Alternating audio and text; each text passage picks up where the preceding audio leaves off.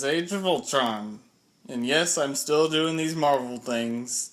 This is going to be like a couple more, and then we're good. Age of Ultron. So, Tony Stark creates a robot named Ultron. He's like, it's going to help us fight aliens. And then ends up trying to murder everyone.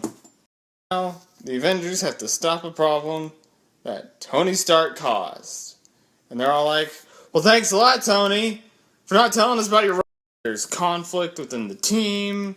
They're trying to fight this giant robot, and this giant robot's really tough, and blah, blah, blah. They should have had more stake. But, because the first Avengers was also great, we look at this movie with a little more scrutiny. And so, you notice, this movie's still great. It's got all these characters that we like. It's got a compelling story. It's got some really compelling moments. There's at least 3 or 4 scenes in this movie that are actually really, really emotionally captivating. And no one ever talks about those because, it wasn't one of... Jeremy Renner as Hawkeye really shined in this movie. In the last movie, he was just like an afterthought. In this movie, he was really allowed to shine, and I think that was a good...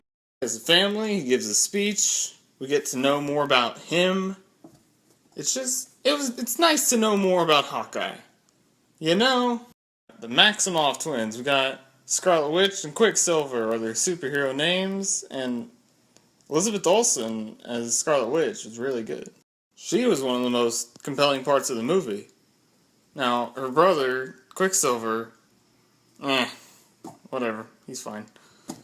There's romance in this movie between the Hulk and Black Widow, which most people have a problem with. I don't. I think that their chemistry, all that stuff works very well. I totally believe that they would end up having some kind of romance, and it makes perfect sense, and there's nothing wrong with it whatsoever. Yeah. The action all looks good.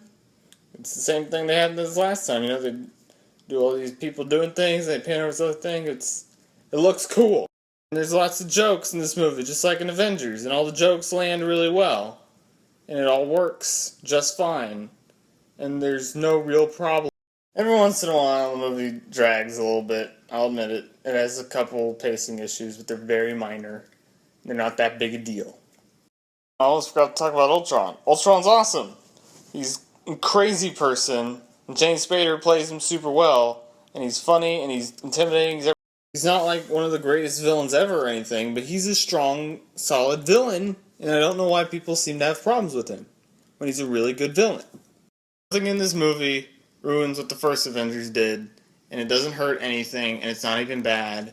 It is a natural progression of the story of the Avengers.